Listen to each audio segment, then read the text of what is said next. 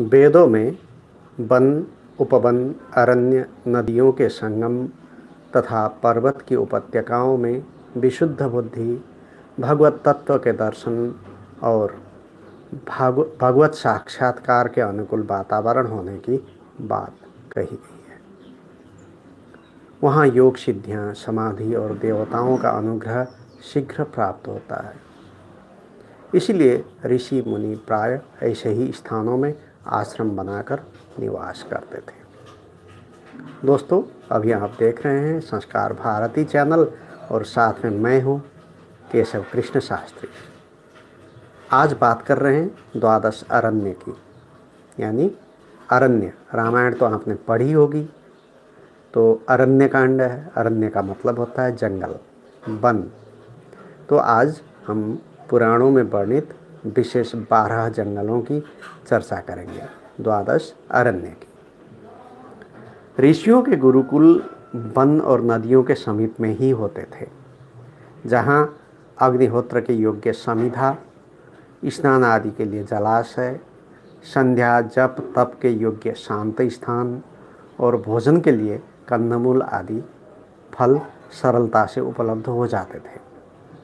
आपने इस अलौकिक वैशिष्ट्य से तपःपूत ये अरण्य प्रांत अत्यधिक पवित्र हैं। पुराणों में भारत के वर्णन प्रसंग में अनेकों अरण्यों का महात्म्य बताया गया है। यहाँ उनमें से अति प्रसिद्ध और पुण्यप्रद साक्षात तीर्थ रूप 12 अरण्यों का परिचय प्रस्तुत किया जा रहा है। 1 नंबर पर दंडकारण्य। पुराणों के अनुसार महाराज इक्ष्वाकु के 100 पुत्र थे। उनमें से एक का नाम था दंडक। 100 पुत्रों में से एक का नाम दंडक भी था। वहाँ शुक्राचार्य का शिष्य था। उसका समस्त राज्य उसी के नाम से दंडक क्षेत्र कहा जाता था। एक बार मृगया में शिकार में थक कर वहाँ शुक्राचार्य के आश्रम पर गया और वहाँ उनकी कुमारी कन्या अर्जा के साथ अभद्र व्यवहार किया। शुक्राचार्य ने रुष्ट होकर उसके राज्य को 1 सप्ताह में धूलि वर्षा से नष्ट हो जाने का शाप दे दिया, जिससे वहाँ अब तक प्राय अरण्य रूप ही धारण किए रह गया। ऋषियों की प्रार्थना पर भगवान श्री राम ने उसे परम पवित्र कर दिया था। वैसे अगस्त्य, सुतीक्ष्ण, सरभंग आदि ऋषिगण पहले से ही वहाँ निवास कर रहे थे। इसका क्षेत्र गोदावरी नदी से लेकर चित्रकूट तक माना जाता है। ऋषियों के निवास होने के कारण एवं गोदावरी, नर्मदा, सोन तथा महानदी आदि नदियों का पार्श्ववर्ती स्थान होने से यह बहुत पवित्र माना जाता है।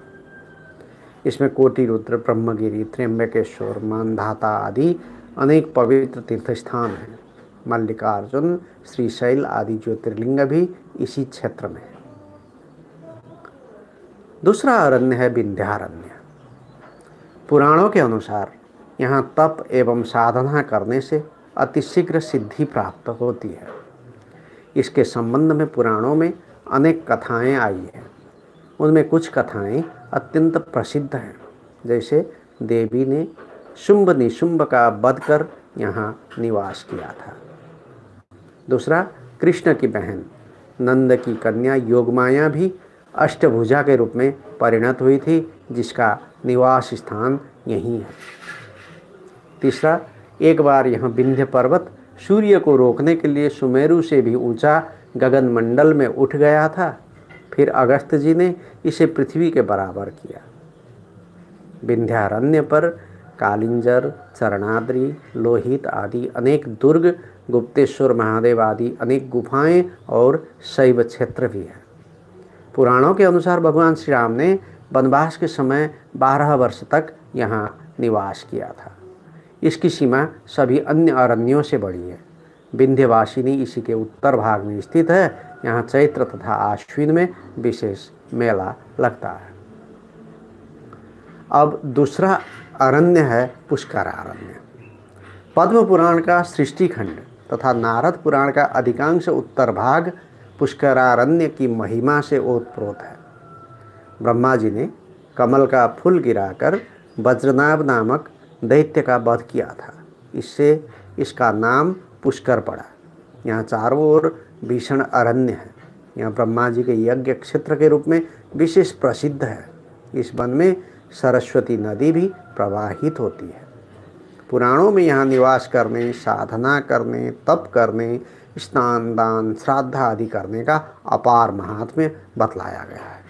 यहाँ अरण्य अजमेर में है। चौथा अरण्य है नैमिषारण्य। पुराणों में नैमिषारण्य को सबसे अधिक पवित्र कहा गया है। एक बार ऋषियों के मन में यह उत्कंठा हुई कि विश्व का कौन सा भाग सर्वाधिक पवित्र है, जहाँ जाकर भगवान का स्मरण भजन किया जाए। उन्होंने यह बात ब्रह्मा जी से कही। तब ब्रह्मा जी ने एक मनोमय चक्र निर्मित कर चलाया और ऋषियों से चक्र के अनुगमन के लिए कहा तथा बताया कि जहाँ इसकी नेमी शीर्ण हो जाए उसे ही सर्वाधिक पवित्र स्थान समझा जाए। जब ऋषि चक्र के पीछे पीछे चले तो वह नैमिषवन के मध्य में जाकर गिरा। यह स्थान चक्र तीर्थ कहलाता है। नैमिषारण्य में सूर्य ने शौनक आदि 88,000 शिष्यों को 18 पुराणों तथा उपपुराणों की कथा सुनाई थी। अब दूसरा अरण्य है कुरुजंगल। कुरुक्षेत्र नाम से पहले यहाँ प्राय जंगल मात्र था। शुंद और उपशुंद दानवों की मुख्य निवास भूमि यहीं थी। इसके दर्शन मात्र से सब पापों की निवृत्ति हो जाती है। यहाँ मानधाता ने यज्ञ किया था और मुद्गल आदि ने यहीं रहकर मुद्गल पुराण की रचना की थी, ऐसा पुराणों तथा महाभारत में उल्लेख है। छठा अरण्य है उत्पलावर्तक अरण्य। यह अरण्य गंगा के दक्षिणी तट पर कानपुर से कुछ दूर पश्चिम में फैला हुआ है। कहा जाता है कि महर्षि वाल्मीकि का आश्रम यही था, जहाँ सीता जी ने अंतिम समय में निवास कर लव कुश को जन्म दिया और महर्षि ने रामायण की रचना कर उन्हें पढ़ाया। मत्स्य पुराण के अनुसार यहाँ लीला देवी का मंदिर है। मार्कंडेय पुराण के अनुसार मनवंतराधिपति उत्तम मनु का इस अरण्य से संबंध रहा है। इस वन में गंगा के किनारे कमलों की विशेष उत्पत्ति के कारण इसका नाम उत्पलारण्य या उत्पलावर्तक पड़ा। अन्य पुराणों के अनुसार ब्रह्मावर्त भी इसी का नाम है, क्योंकि ब्रह्मा जी भी कमल उत्पल के आसन पर ही विराजमान रहते हैं। दूसरा अरण्य है जम्बूकारण्य। यह देवताओं, पितरों तथा ऋषियों को अत्यंत प्रिय है। पुराणों के अनुसार यहाँ जाने मात्र से अश्वमेध यज्ञ का फल प्राप्त होता है। यहाँ प्रवाहित होने वाली नर्मदा में तथा जम्बू सरोवर में स्नान करने से तत्क्षण सिद्धि प्राप्त होती है। यह महर्षि भृगु की तपस्थली तथा अनेक ऋषि मुनियों का निवास भूमि रहा है। पद्म पुराण के स्वर्ग खंड में यहाँ का महत्व वर्णित है। दूसरा अरण्य है अर्बुदारण्य। पुराणों के अनुसार हिमालय के 100 पुत्रों में से एक पुत्र है अर्बुद। यहाँ एक रात निवास करने से 1000 गोदान का पुण्य प्राप्त होता है। पद्म पुराण के अनुसार वशिष्ठ, भृगु, गौतम तथा दत्तात्रेय ने यहाँ रहकर दीर्घ काल तक तपस्या की थी, जिनके नामों से संबद्ध अनेक आश्रम, कुंड, मूर्तियाँ आज भी यहाँ विद्यमान हैं। यहाँ अर्बुदा देवी की एक मूर्ति भी है। इसे आजकल आबू पर्वत कहते हैं, जो राजस्थान में है। द्वारका जाते समय भगवान श्री कृष्ण यहाँ पधारे थे। अब दूसरा अरण्य है हिमवद अरण्य। यह सभी अरण्यों से विशाल है। यहाँ व्यास, पराशर, देवर्षि नारद, शुकदेव, अर्जुन, कर्ण, कृष्ण आदि की तपस्थली रहा है। भारत के 100 पर्वतों को इसका पुत्र बताया गया है। बालखिल्य तथा शेषनाग ने भी यहाँ रहकर तपस्या की थी। यह सर्वाधिक रमणीय है। गंगा, सिंधु, सरस्वती, ब्रह्मपुत्र आदि पवित्र नदियों का यह उद्गम स्थान है तथा शंकर पार्वती की क्रीड़ा भूमि है। इसका शेष वर्णन सप्तकुलाचलों के प्रसंग में मैं आगे करूँगा। उस समय आप इसको अच्छी तरह से जान पाएंगे। अब दूसरा अरण्य है धर्मारण्य। धर्मारण्य के नाम से पुराणों में 4 अरण्यों का उल्लेख मिलता है। एक पश्चिम समुद्र के पास सिद्धपुर क्षेत्र में, दूसरा हिमालय में कण्वाश्रम के समीप में, तीसरा मध्य प्रदेश के वन में तथा चौथा गया के पास में। इनमें 2 अधिक प्रसिद्ध है, गया का धर्मारण्य और सिद्धपुर का धर्मारण्य। स्कंद पुराण के धर्मारण्य खंड से इन दोनों की संगति बैठ जाती है। इन दोनों में भी विशेषकर गया क्षेत्र ही पुराणों में धर्मारण्य नाम से व्याख्यात है। यहाँ धर्म ने विशेष तपस्या की थी, इसीलिए इसका नाम धर्मारण्य पड़ा। यहाँ प्रवेश करने मात्र से सब पापों से मुक्ति हो जाती है और पितरों की अर्चा करने से सर्व मनोरथप्रद महायज्ञ का फल प्राप्त होता है। दूसरा अरण्य है वेदारण्य। स्कंद पुराण की शुद्ध संहिता का समग्र भाग वेदारण्य की महिमा कथन में ही परिभाषित होता दिखता है। यहाँ वेदारण्य दक्षिण भारत में स्थित है। यह शैव क्षेत्र है। यहाँ भगवान शिव के कई मंदिर हैं। मुख्य शिवलिंग वेदपुरीश्वर महादेव के नाम से विख्यात है। शुद्ध संहिता के अनुसार यह अरण्य समग्र ज्ञान का प्रकाशक और मोक्षप्रद है। 12वां अरण्य है सैंधवारण्य। यह अरण्य सौबीर और सिंधु देशों की सीमा पर स्थित है। पुराणों के अनुसार इसके आसपास केतुमाला और मेध्या नाम की नदियाँ प्रवाहित होती है। यह अरण्य सदा ही सिद्ध ऋषि मुनियों एवं महात्माओं का आवास स्थल रहा है। ख्यातम च सैंधवारण्यम पुण्यम द्विज निषेवितम। यहाँ अनेक वैखानस और सिद्ध मुनियों के आश्रम थे। यह स्थान आजकल पाकिस्तान के पश्चिमी भाग में पड़ गया है। तो दोस्तों, हम अभी 12 अरण्य यानी 12 अरण्य के बारे में चर्चा कर रहे थे। अब जान लें 14 प्रयाग कौन कौन से। प्रयागराज, जहाँ गंगा यमुना सरस्वती का मिलन होता है, यह उत्तर प्रदेश में इलाहाबाद के नज़दीक में है। देवप्रयाग उत्तराखंड में है, जहाँ अलकनंदा और भागीरथी का मिलन होता है। रुद्रप्रयाग, यह भी उत्तराखंड में है, अलकनंदा और मंदाकिनी का मिलन होता है।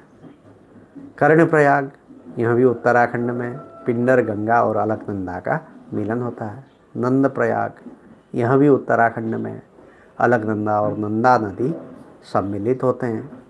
विष्णुप्रयाग, यह भी उत्तराखंड में, विष्णु गंगा और अलकनंदा संगम है।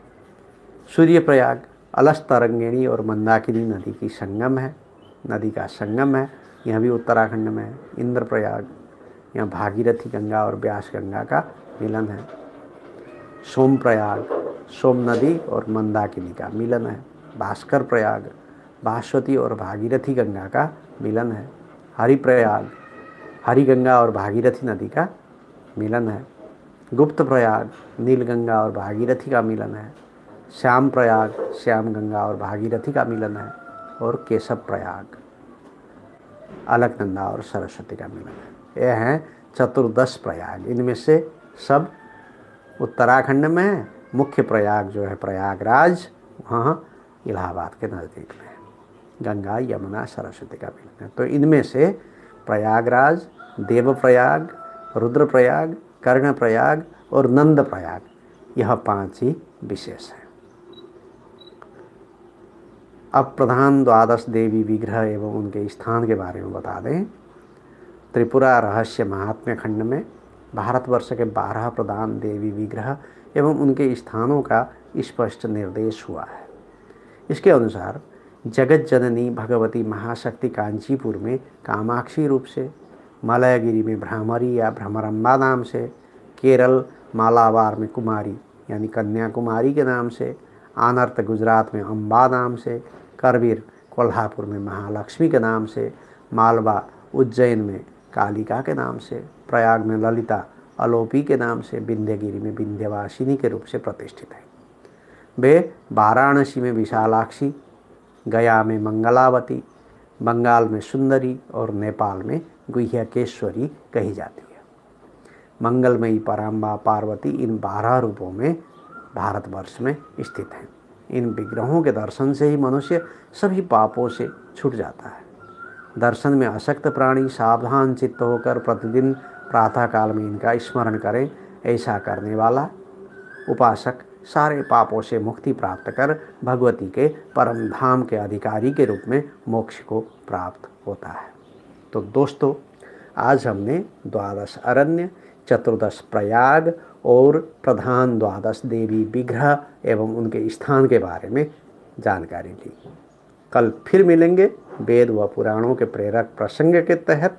करीब सुबह 8 बजे मैं उपस्थित होता हूँ। तो अभी मैं केशव कृष्ण शास्त्री आपसे लेता हूँ इजाज़त। आपका आज का दिन अच्छा रहे, शुभ रहे, भला रहे, सत्कर्म की ओर प्रेरणा लगे, यही है मेरी शुभकामनाएं। जय हो।